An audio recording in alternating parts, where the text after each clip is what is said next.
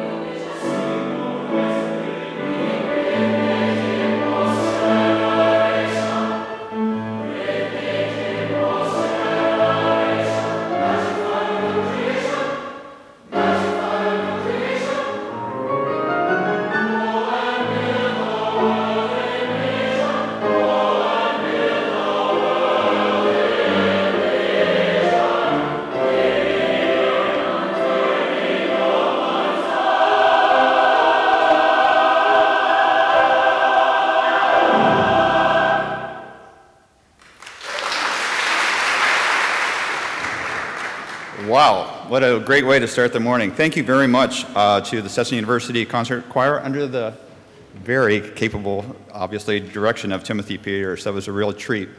While I'm thanking people, let me also thank the numerous people, at least the few of the main ones that helped us in the planning of the events for today. Especially, I'd like to thank Savannah Jane Griffin, who did so much to help, Yolani Gonell, and Leila Roach. These were the core members of the committee organizing the events today. I have to point out, though, that for the first time in a long time, we've had a lot of participation from the students in organizing the event, and I want to make sure that they know that their work is very appreciated as well. Today is very much going to be in the spirit of the music that we just heard and our sort of slogan for today, many voices, one university. We really want to hear from each and every one of your individual voices today. As you probably understand, the values at Stetson are not prescriptive ones that someone on high is telling you what you have to think and how you have to live your life. Quite to the contrary. This is something that comes from the individual voices that you hear in the choir here come together to form this one beautiful sound. In the same way, each of you, including me, we will work together to educate ourselves, to enhance our own understanding of what our values are. Let me give you a very quick overview of the program for today. First of all, you'll notice there are very few of these beautifully done physical programs. Our hope is to, over the years, move away from cutting down more trees for such things, and that all this information is already online. So if you have your phone with you, you can access all the information about the various activities for today there. It's been a busy day already. 80 students from the university have been out this morning already doing various service projects in our community. We are about to hear from an extremely interesting young man who's our keynote speaker for today, Vincent Pizzuto.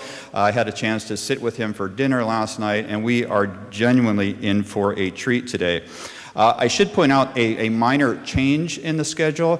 If you've been paying attention to the weather, there's a good chance we're going to have some rain in a little bit. So we are going to move the celebration of the university going to being tobacco-free to immediately after this program. It will actually follow the question and answer session for Dr. Pizzuto. So that's the only change that I'm aware of at this point. Today, some of you may know, certainly a Mexicanist like myself knows that el 16 de septiembre today is Mexican Independence Day. Viva Mexico! Let me be the first to say that. In honor of that, we will be having delicious Mexican food today, a free feast for all of us to enjoy. I think that'll be quite enjoyable.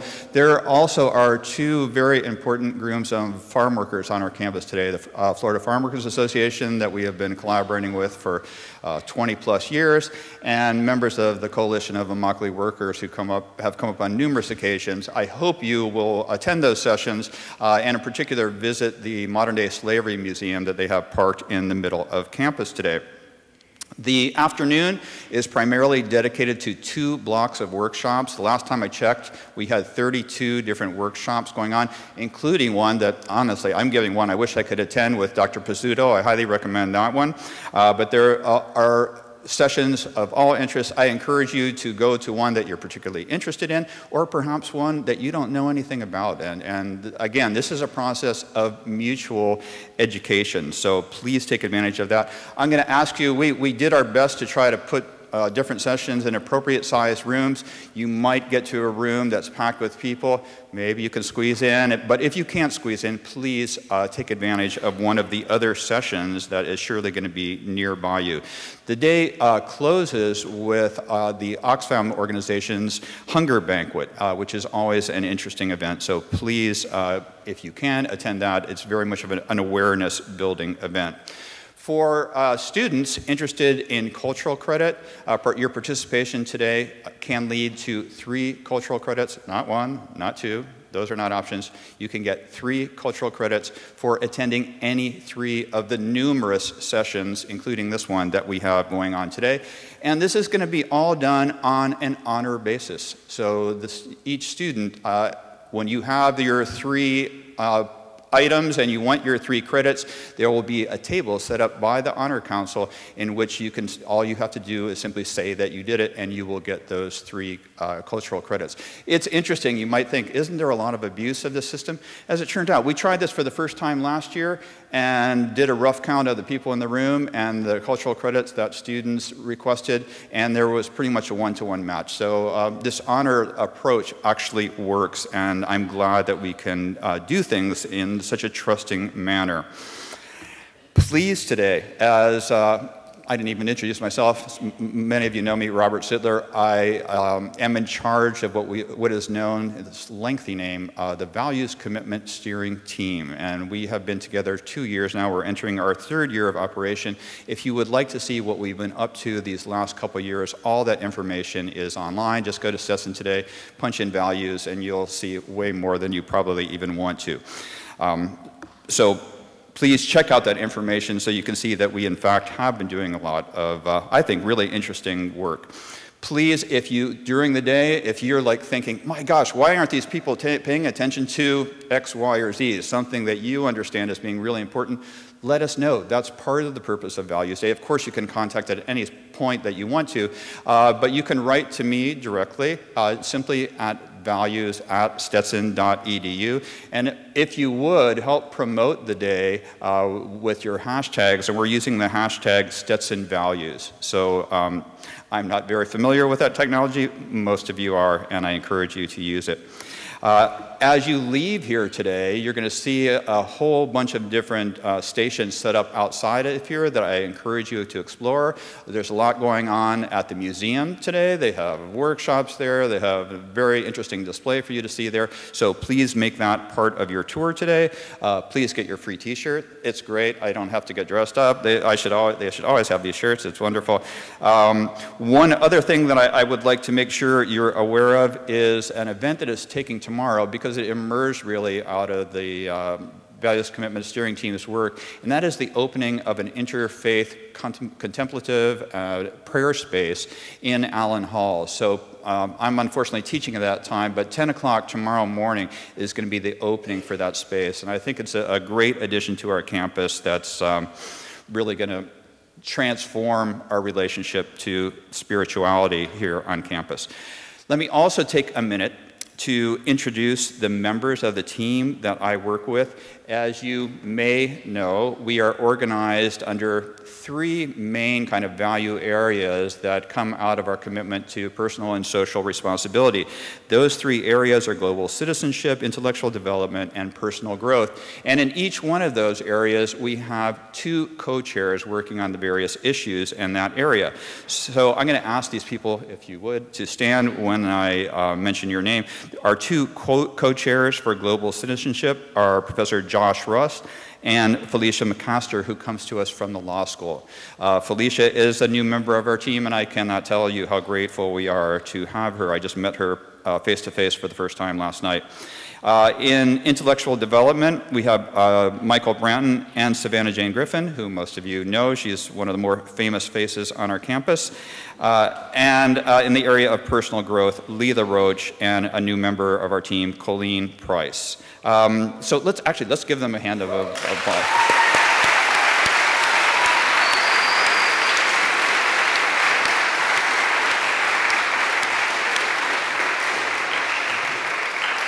So please, again, look at those faces over there, and as your brilliant ideas come to you, oh, Stetson could do this, please, I encourage you to approach all of those people and myself today with your ideas. And one more very practical item before I give the floor over to Dr. Libby. Just in the last couple of days, we have if you come to my workshop today, I'll explain how the whole Values Commitment Steering Team works and that whole process. But for now, it's worthwhile just drawing to your attention that just in the last couple of days, we posted a very comprehensive set of environmental recommendations for the university. And the first step always is when recommendations come forth, the first place they go is to everybody. So we can solicit your brilliant insights into these issues, and so that when the final recommendations go forward to the president's staff, they have been vetted first by the community and by us as well. So I urge you to get online and take a look, and please add your voice to the one voice of Stetson. With that, I am going to turn things over to Dr. Libby. I have to say one thing I think it's absolutely fascinating. This is now spontaneous. And talking to and writing back and forth to Dr. Libby over the past couple of weeks about potential new endeavors for our group to work on, at least I have found myself scratching my head a little bit. And the reason I've been scratching my head is we are at work on so many different fronts. We're sort of in a phase where we're actually doing amazingly well. So please, today, again, this is my call for you to draw my attention, our group's attention, and the university's attention to stones out there that need maybe lifting up and peeked under, or things that you feel that we have ignored for one reason or another. So thanks. Enjoy your day. So today we are many Stetsons joined together as one. One Stetson, many voices. We've canceled classes and assembled here from our campuses in Gulfport and Tampa and Celebration and DeLand. Thank you. We're engaged in a collective exploration and reflection upon our values commitments of personal growth, intellectual development, and global citizenship bound together by personal and social responsibility. One of the things I have the pleasure of doing in my job is standing here at this podium presiding over interesting things that we do. And I was standing here just about this time yesterday as 103 people from 23 countries were inducted into citizenship. And one of our men was singing our national anthem, and the tears started flowing down my cheeks because it felt like one country. And today it feels like one Stetson, and I'm so proud to be up here again.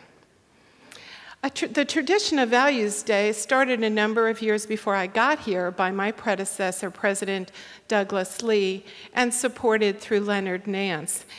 And it was important to them and to this campus community that we make sure that the values of our university become integrated in who we are and who the university is. And then over a number of years later, with the assistance of many voices across our university, Dr. Chris Candace Fisher and Dr. Emily Maris helped us to rethink those values and consider in the modern language and the modern world how we could recast them to reflect not a different set of values, but a new way of thinking of them.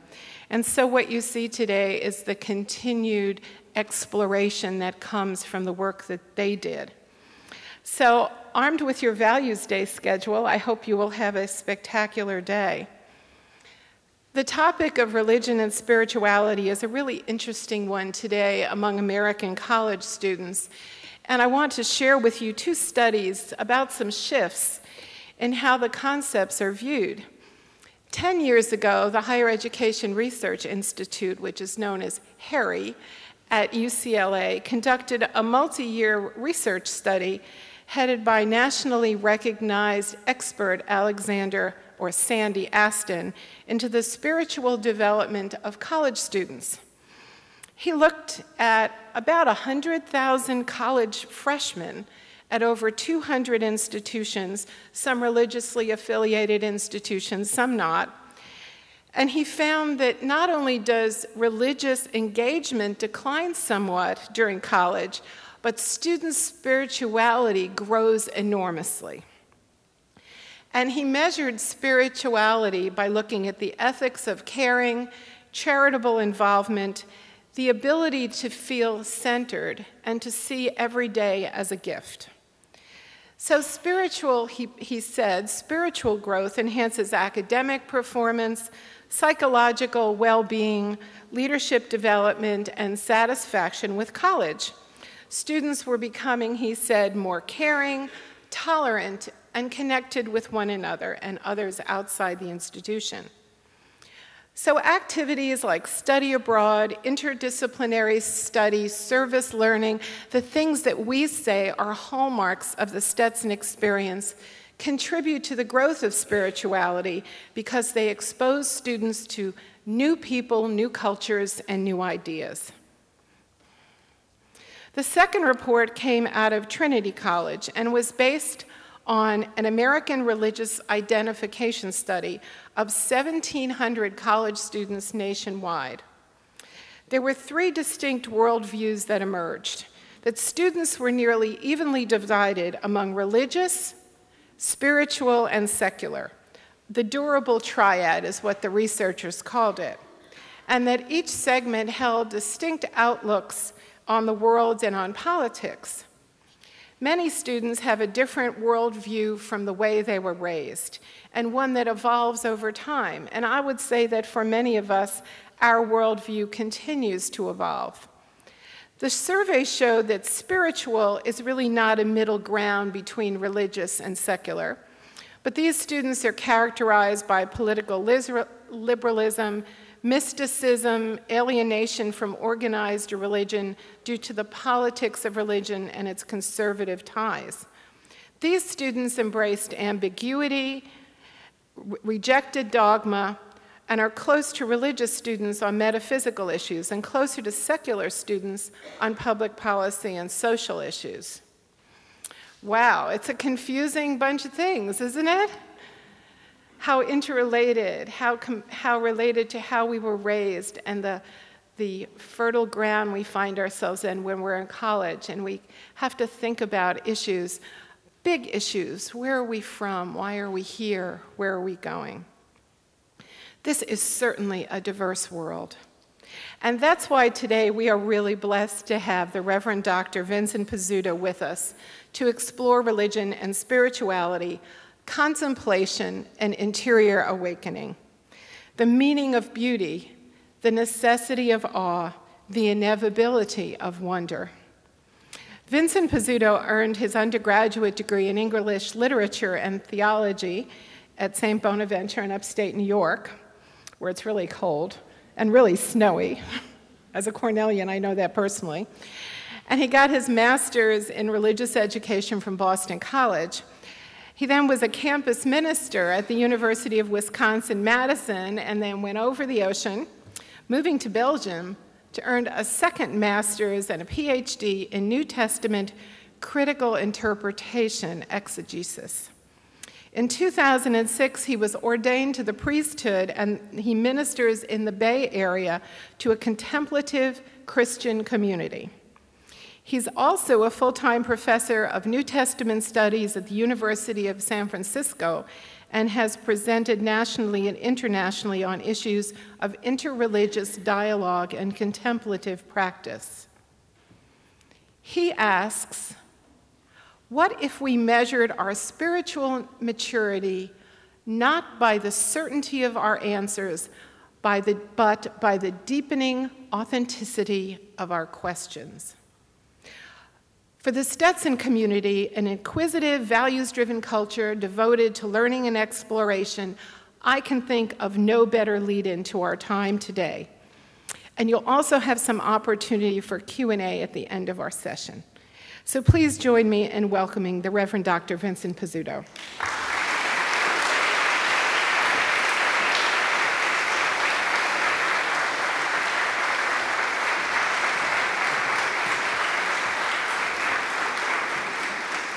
Thank you. It's wonderful to be back in the great state of Florida. Last time I was here was over 20 years ago. I was with a group of friends at a timeshare down in the Florida Keys on vacation. You know the kind of vacation I'm talking about, right? The kind you can only take when you're young. The kind when you're up so late that it hurts to peel yourself out of bed at the crack of noon so that you don't miss your scuba certification. I made it and was certified. I've been scuba diving ever since. You know what scares me about scuba diving? The fact that I almost missed it. The fact that I could have gone through life and never have seen the world that is beneath the surface. The depths, the wonder, the world that nobody owns, where you're just suspended, you in the silence, hearing only your breath. Scuba diving reminds me a lot of the contemplative life.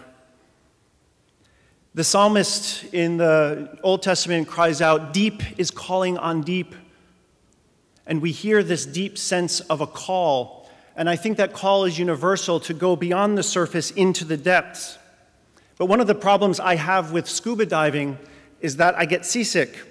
And so getting to the spot where we're going to dive is the worst part of the whole trip for me. I'm usually flat on my back by the time we arrive. And of course, the solution to getting over the seasickness is to get in the water and get under the waves, where you're no longer at the mercy of their turbulence. But if we think about our own minds, our emotions, our thoughts, and how turbulent they can be, how often we are not able to be present just with our own breath in this moment because we're concerned about the future or regretful about the past. I believe we live in a world in which many people are seasick because they don't know how to get beneath those thoughts, those feelings, those emotions that hold us captive, beneath the turbulence of those waves. And so what I want to talk to you about today is how we might do that. The workshop that I'll be giving this afternoon will look more at nuts and bolts, how to sit, how to breathe, so we'll be talking about that. But today I do want to extend my thanks to President Libby, to the Values Day team who brought me out here and have made me feel so warmly welcomed. I'm delighted to be here, and I'm looking forward to this conversation with you this morning. So in the next 40 minutes or so, what I'd like to talk about is contemplative prayer in relationship to this theme of Values Day. One Stetson, many voices. In particular, I want to address how a contemplative approach to this theme might well assist the university in advancing its three core values: personal growth, intellectual development, and global citizenship. So what might contemplation have to do with these? Contemplation itself is a bit of a slippery term because it can take on different nuances in various contexts or religious traditions. Sometimes it's called meditation, in secular contexts, mindfulness. These terms tend to emphasize mental focus, a certain acuity of awareness, or simply observing reality without judgment or condition, what's often referred to as simply noticing. For the religious-minded, contemplation is simply prayer. Indeed, the highest form of prayer, in which one opens themselves to the action and presence of God within, or as the psalmist says, "For God alone my soul in silence waits."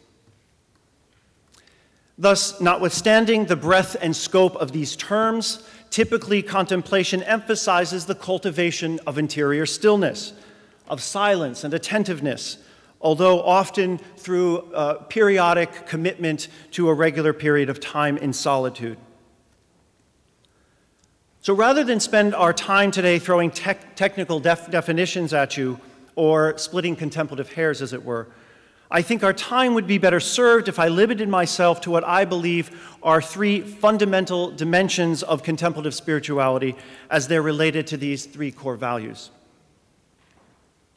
So I'll look first at the value of personal growth through the contemplative lens of silence and solitude on the one hand, and also through asceticism. These are corollaries of one another.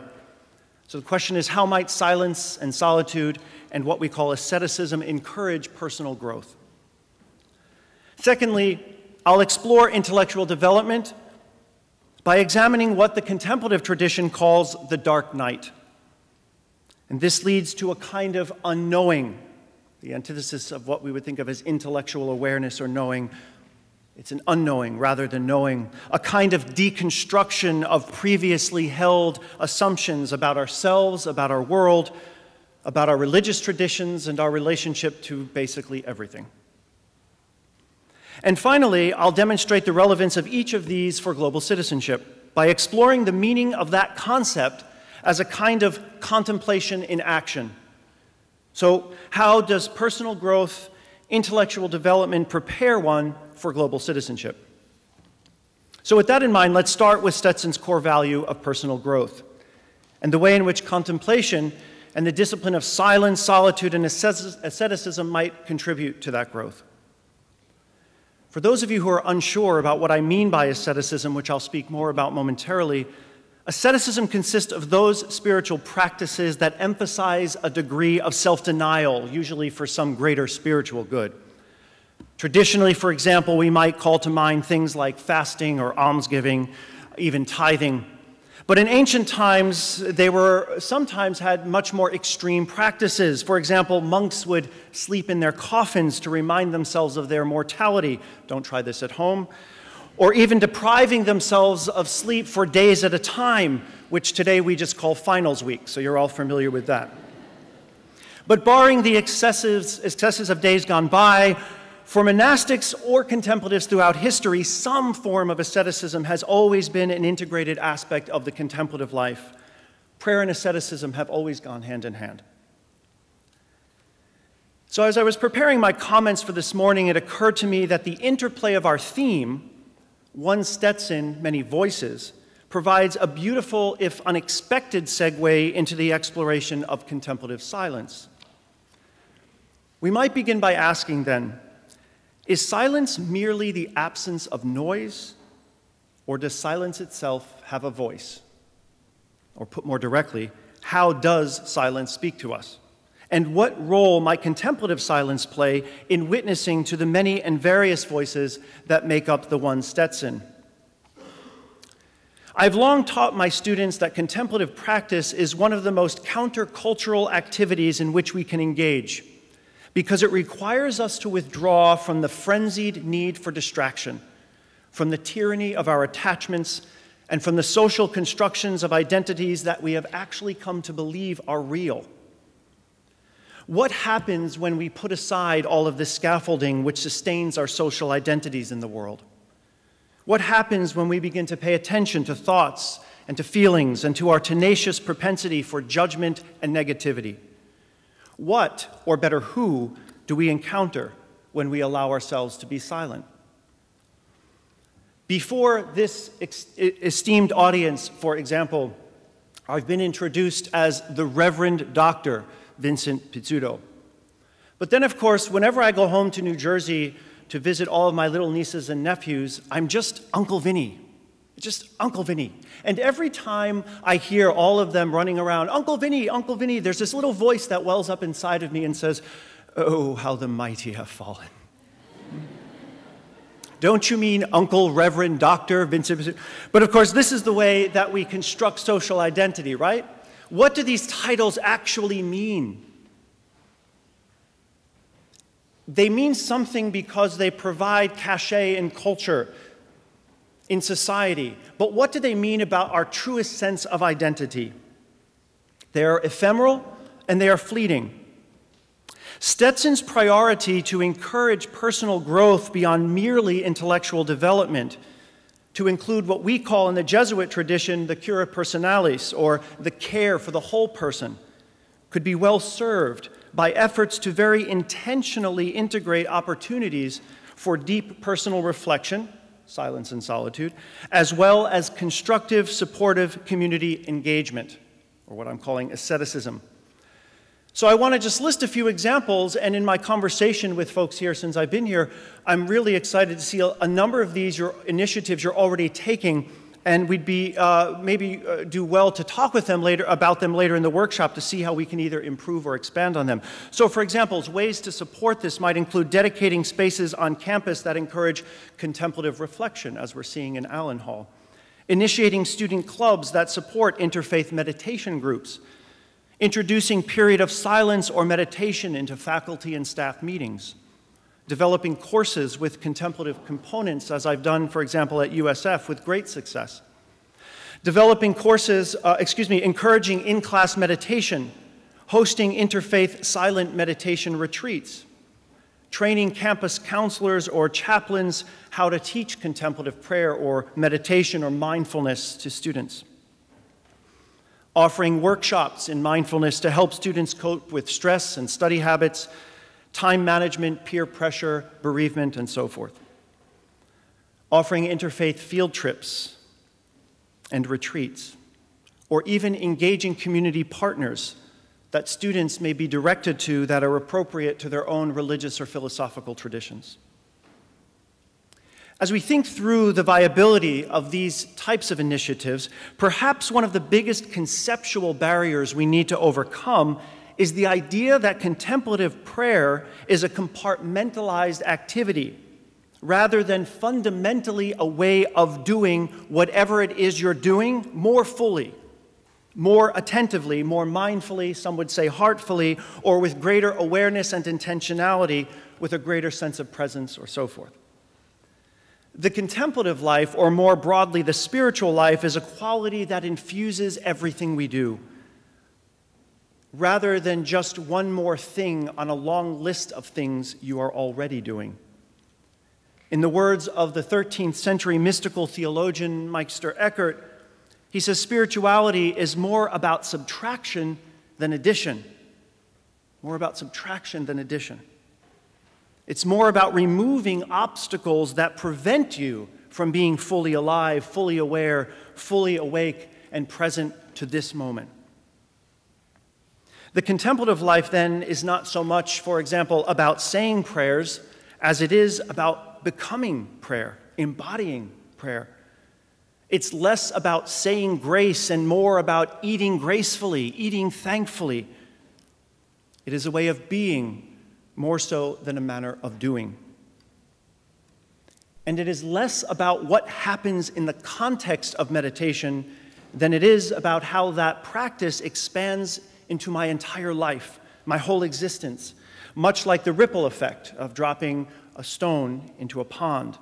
That is to say, the contemplative life is measured by the extent to which I come to embody compassion for others, especially those whom, in my estimation, are least deserving. I contemplate, then, not to succeed at meditation, but in order that I might be transformed ever more so into a compassionate person, a person who embodies love. And that, it seems to me, is the goal of our entire formation process through college. And this is where we see that the communal life invites what I'm calling asceticism. A real measure of my spiritual growth is how well I remain compassionate with those who throughout my day would challenge me to do otherwise. This is asceticism, and it is much more genuine, much more difficult, much more transformational than any ascetical practice that you might choose of your own liking.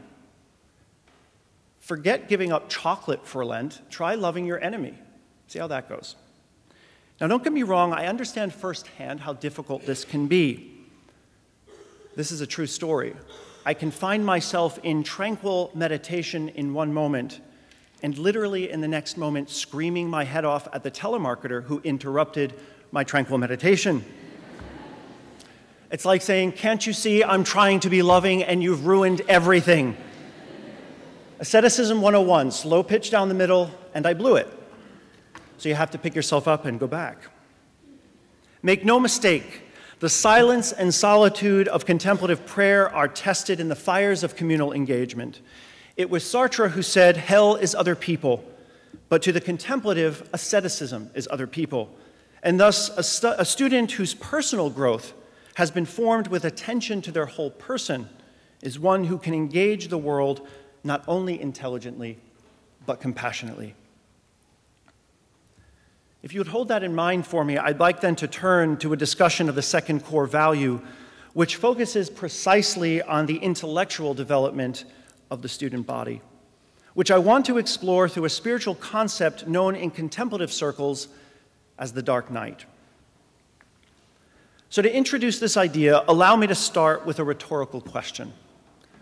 When can you see farther, during the day or at night? So in order to address this, I'll tell you just a brief personal story. The summer after my sophomore year in college, I went home to be with my parents in northern New Jersey and had a friend visiting for the first time from Long Island. He was spending the course of a long weekend, and I'm an avid hiker and decided it would be a nice thing to take him up to one of my favorite spots, which was the highest mountain peak in the county.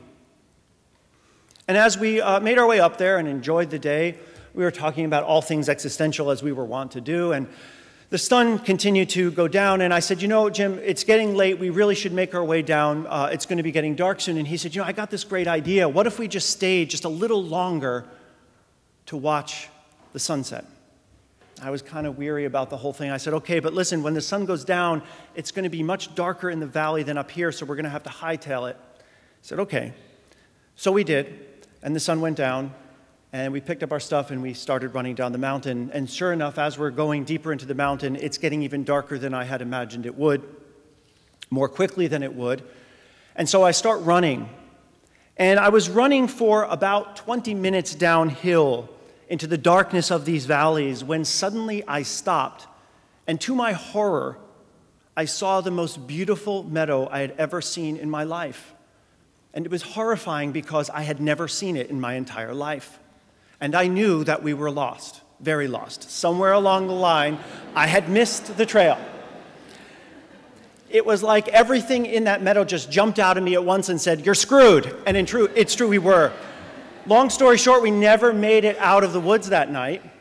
We went from trying to check marker to marker on the trees ahead, and they were getting harder and harder to see, and the next thing you know, we were waist high in the brush. We were so disoriented, we couldn't even find the trail anymore. And finally, my friend who was behind me this whole time grabbed my shoulder, turned me around, and he said, "Vincent, we have to stop. We can't keep walking. My panic was worrying about what was going on at my parents' house, which was another drama. It was like CSI in my bedroom that night. So we had to sit it out. And within about an hour's time, I went from a feeling of panic to irritability to worry to acceptance to stillness. We had 9 hours.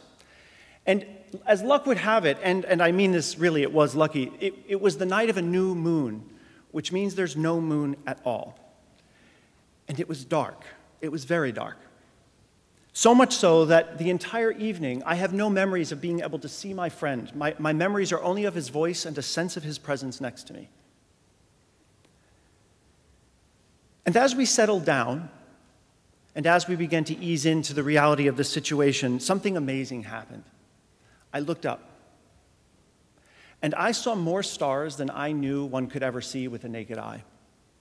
And I thought to myself, my God, this is what night really is. No light, no TV, nothing but darkness, and beautiful, billions of stars. And I learned something as we stargazed that entire evening.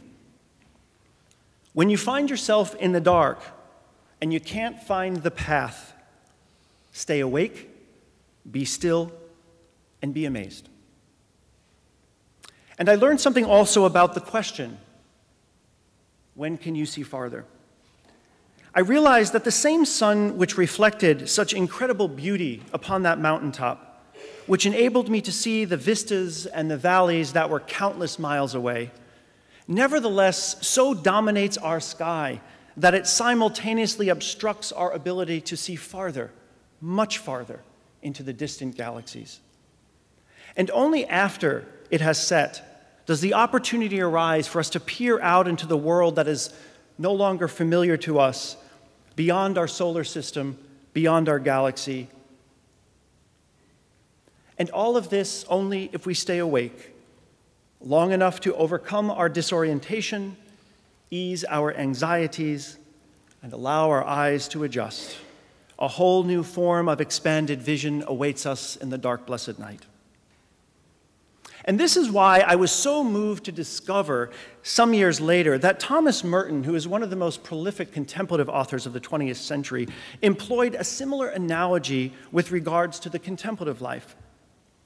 He said, for those of us who are born into a religious tradition, the externals of that tradition serve as a light to guide our spiritual path. In other words, the symbols, the shared customs, the rituals, the sacred music, and holy days all help to illuminate and provide a framework for articulating our beliefs, for helping us to make sense of our world, for providing a moral compass and community of support. But for the spiritual seeker, the contemplative mind, if you will, that sun, the guiding star of our religious tradition, sets. That is to say, very often there comes a moment when the religious tradition with which we are affiliated is no longer able to guide us as it once did.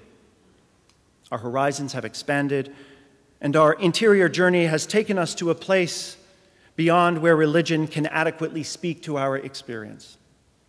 And we find ourselves, as I did on that summer night, very much in the dark. The great 16th century mystic, St. John of the Cross, is famous for having dubbed this kind of experience the dark night of the senses.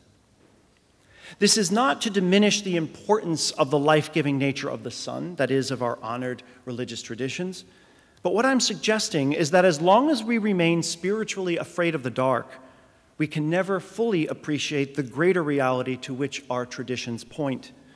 We get stuck on the religion itself rather than the ultimate reality that it is attempting to communicate. To paraphrase an old adage, the sage points to the stars, but the fool looks only at his finger. Surely the sun will rise again, as it did for my friend and I. Surely the dark night will pass and give way to a new dawn. But when it does, and it's time to make our way home, we will know the bright light of our religious tradition in a new way, both for what it reveals, but also for what it conceals. As I reflected on my dark night in the woods in northern New Jersey, I began to wonder if my story, or if Merton's interpretation of it, might not also reveal a story that is much closer to home to Stetson. It struck me that perhaps your history is not altogether unlike my sojourn in the woods, in which I found myself plunged into a dark night, but a dark night which, as you can see, became a turning point in my spiritual perception. The Values Day theme of this year is asking us to hold out a tension, isn't it, between that which unifies, one Stetson, and the diversity of many voices, that is, many perspectives, ethnicities, religious traditions, worldviews, political ideologies, that hold the potential to be divisive, but also the promise to be creative. As most of you may know, the origins of Values Day at Stetson grew originally from the establishment of a town hall-style meeting intended to explore the issues of diversity and inclusion on campus. This meeting was eventually dubbed Diversity Day, but is now more accurately understood as Values Day in order to reflect the university's commitment to its core values, which we're discussing this morning. This evolution into what is now Values Day was given some greater poignancy when Stetson discontinued its affiliation with the Florida Baptist Convention almost 20 years ago. Now, whether you mourned that decision or applauded it, the fact that it opened up questions of institutional identity is undeniable. And that's because the principal factor that one deals with when addressing the questions of religious affiliation is that of identity. Whether individual, communal, or institutional, religious identity or the lack thereof speaks fundamentally to the question of who I am in the world.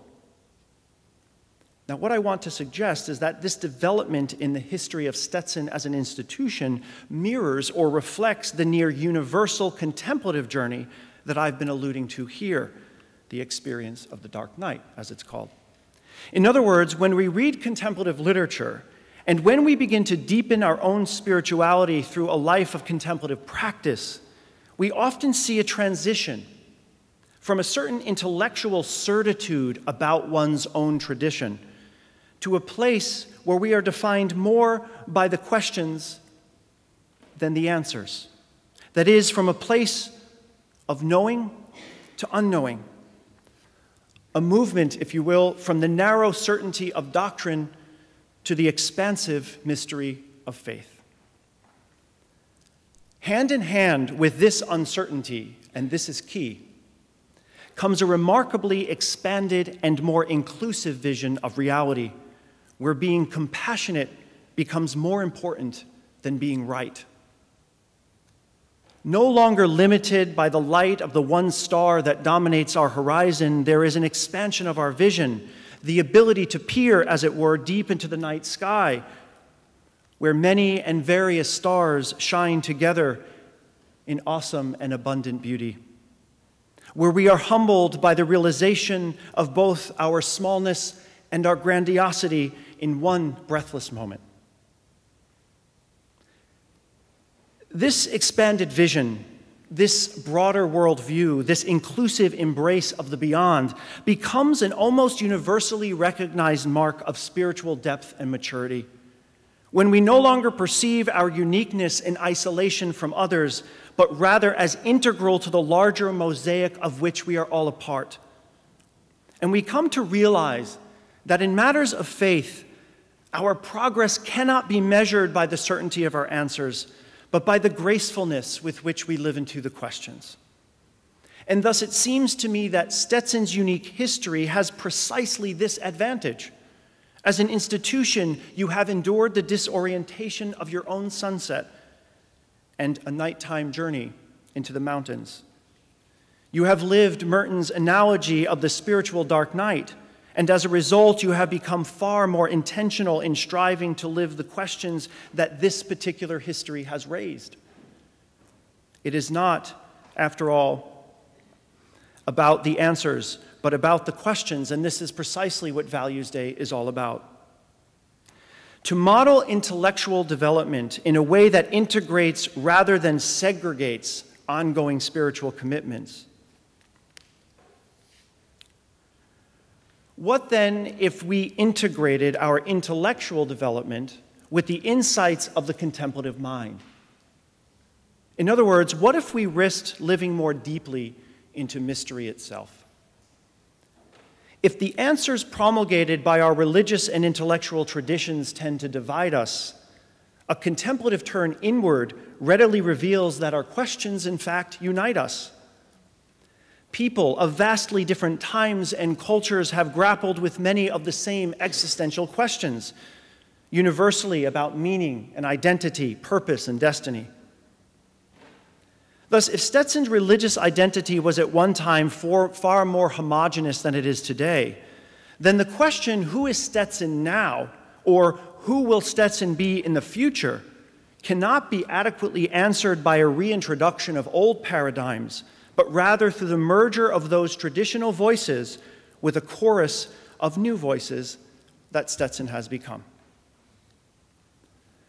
Insofar as the contemplative journey, that is, the movement from daylight to dark night to dawn, is manifested in a unique way in the history of Stetson, then this particular time in your history is a kind of homecoming, a thoughtful return to questions of faith and values, yet even more mindful of the vast incomprehensible mystery that they at once illuminate even as they conceal. If you'll allow me then, I'll turn to the third core value of global citizenship and take just a few minutes to impress upon you how my reflections of the previous two core values might come to expression or find their fulfillment as contemplation in action. Indeed, it seems clear that the three stated core values we have been discussing are best understood as interrelated features of a holistic educational process, which has as its goal the formation of a global citizen, that is, one who has learned to engage the world in ways that are personally and socially responsible. I noted earlier that a holistic education integrating the intellectual mind with the contemplative mind is realized in a graduate who engages the world not only intelligently but compassionately. This is contemplation in action, the ability to discern in any given situation the kind of engagement that will most authentically reflect the full worth, value, and dignity of those with whom you are engaging. This requires a vision that is as deep as it is broad. It requires not only an intellect capable of studying the isolated details of a problem in the search for solutions, but also a contemplative mind capable of perceiving the complex interdependence of all things and acting responsibly in light of that. The well-trained intellect, for example, is interested in examining the chemical composition of the tiles on the wall. But the contemplative mind sees the beauty of the mosaic. The well-trained intellect is astute at interpreting the notes on the page, while the contemplative mind relishes in the symphony. And so it seems to me that while examining the materials of the tiles is critical to creating a lasting work of art, our work isn't done until we have the capacity to behold the beauty of the mosaic, until we have stood in awed silence before the splendor of the big picture. We haven't begun to live. And while musicians must certainly learn the intricate language of notes and chords, one can hardly have leafed through the pages of Beethoven's Ninth and then claim to have been to the symphony. This is the movement from the intellectual mind to the contemplative mind, from the head to the heart. This is the movement from thinking to being, from dogma to spirituality, from merely observing to contemplation itself. They're not opposites, they're complements, one bringing the other to completion. Thus, the contemplative is one who falls in love with beauty, and the contemplative in action is one who embodies that beauty in their engagement in the world. I'm not speaking here of the beauty as it is defined by modern society, which has been largely relegated to a mere facade, a commodity that is to be marketed, controlled, objectified, or exploited. But rather, I'm speaking about an appreciation of deep beauty, that which remains after all that is false and fabricated has been cast aside. Spirituality is indeed more about subtraction than addition. I'm speaking about the beauty that persists despite the world's horrors. Global environmental degradation, the unrelenting incursion of the market economy into every corner of the world, poverty, war, violence, apathy, they all threaten our capacity to experience the world as beautiful. But the contemplative in action has neither the luxury to shrink from these stark realities nor to be paralyzed by them. And this is why a commitment to silence and solitude can never be a flight from the world. It can never be an escape from conflict or suffering, or much worse, a cocooning in on oneself, but is rather a flight precisely from the illusion of disunity, the illusion of separation that dominates the overarching narratives of our world. Thomas Merton once wrote that contemplation is the country whose center is everywhere and whose circumference is nowhere. You do not find it by traveling, he said, but by standing still. And the 8th century Chinese poet, Li Po, put it this way: you ask why I make my home in the mountain forest, and I smile, and I'm silent. And even my soul remains quiet. It lives in the other world, which no one owns. Can we envision a Stetson who is ever more familiar with that country, whose center is everywhere and whose circumference is nowhere? Can we envision a Stetson in a world which no one owns, and precisely because of which all are welcome? And can we all stand still just long enough to find out how to get there together? As global citizens, you'll know how far you've come by asking yourself a simple question. How big is your definition of we? Where do you draw the line between us and them? Who do you define as the other? Beyond your clan, beyond your tribe, your race, your religion, your ethnicity, or your gender? Where do you draw that line? Because wherever it is, it marks the boundaries of your compassion. It marks the boundaries of the world that no one owns. If you are to be global citizens, then you must inevitably cast a net of we which has no boundaries, no edge, no end, no they. Because in God, there is no outside. Thank you very much.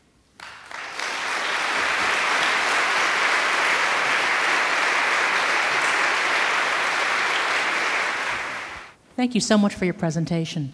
I have a practical question for you. I'm a college professor here, and I'm wondering... Sorry, what professor? I teach anthropology courses here at Stetson University. My name is Kimberly Flint Hamilton. How do you incorporate the examples or models of contemplation into your courses? Into courses? Yes. Yeah, thanks. Good question.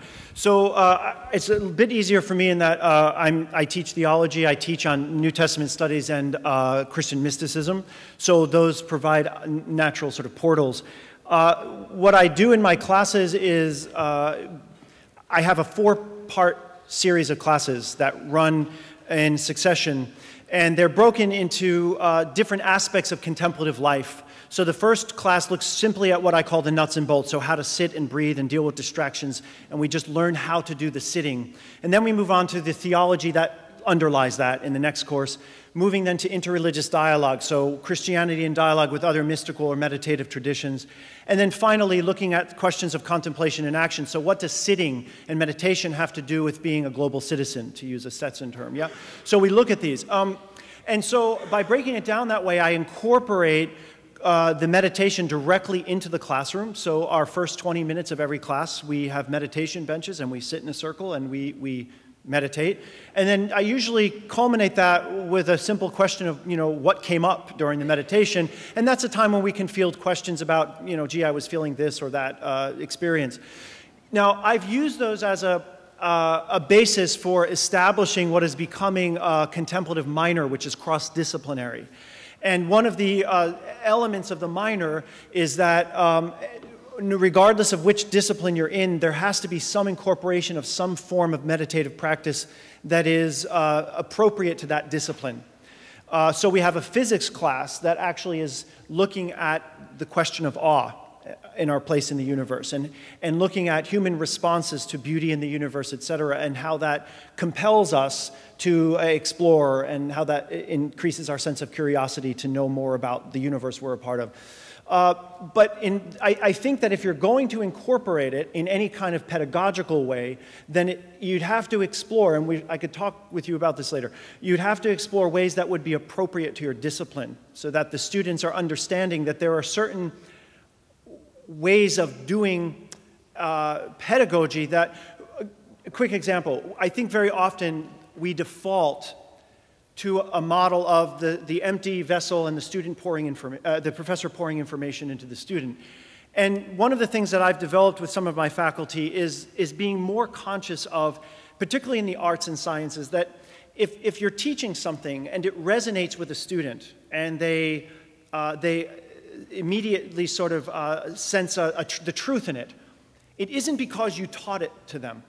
It's because on some level their life experience or wisdom has already given them a sense that that's true. And all you've done is put it into a language or a context that puts words to what they've already felt and maybe didn't have a language for yet, right? So cognition being recognition in that sense. And so aside from just incorporating practices, we can start to think more about how we teach contemplatively rather than thinking of it as something I'm simply trying to integrate from the outside. So encouraging deeper reflection, encouraging them to explore what do they bring to the classroom that they're resonating with, and so forth. Good morning. For those of us who cannot take your course, what book do you recommend, a good starter book on contemplation and meditation? Mm-hmm. So one of the, Thomas Merton actually has a book himself, and it's a very, very short book, and it's simply called What is Contemplation? That's the title. There's also a book called Into the Silent Land, and I'm having a moment remembering the author of that book. Very easy. Go to Amazon and simply type in Into the Silent Land. It's a very thin book. It'll give you a basic introduction to the how-tos. And he maps that out very clearly, very, very easily. And another book that I would recommend that actually looks at the contemplative tradition in light of the environmental issue, which I was teaching on last year, is called Blue Sapphire of the Mind, and it's by Douglas Christie. Blue Sapphire of the Mind, Notes on a Contemplative Ecology. And there you see a very beautiful application of the contemplative tradition to what is a very urgent issue, and he does it brilliantly. Hi. Hi. You mentioned the expansive mystery of faith and the questions which unite us. So do you have any advice on how to make oneself more comfortable with uncertainty? Yeah, I think that we learn by doing, and I think that we grow more uncomfortable with uncertainty the more we engage in meditation, because that's one of the first palpable things you begin to notice is the structures that I talked about, or these social identities, you start to call them into question, and they begin to feel very ephemeral. So it doesn't take long to get into a kind of meditation practice or mindfulness practice where you're in that world of uncertainty. And the best thing to do is to continue to sit in that world. Just be still. Just remain. And the temptation is to run away or to distract. The temptation is to avoid it or to come up with some way of getting around it, and we're all very good at that. It's why, for example, having structures on campus would be so important, right? Because it'll help keep keep people focused on it. But just to sit with it. Sit and stay awake. Persistence. I guess from like the outside, it can seem like maybe it's like a passive approach to faith or spirituality, but how do you kind of bridge that? Like if you have had an experience or you come from a faith tradition where like it's good for you, and a lot of them have like these commission, you know, like you have a commission or you have like a responsibility to share what you have with other people. How do you kind to of evangelize, you mean? Or exactly, yeah. How do you kind of rationalize that in your mind, I guess, from like passive to active, or I don't know, you know, like. So you're asking if you're part of a tradition that you are that's very alive for you, and part of that is to evangelize or to have a mission. How do you reconcile that with what you're calling passivity of meditative practice? Yeah.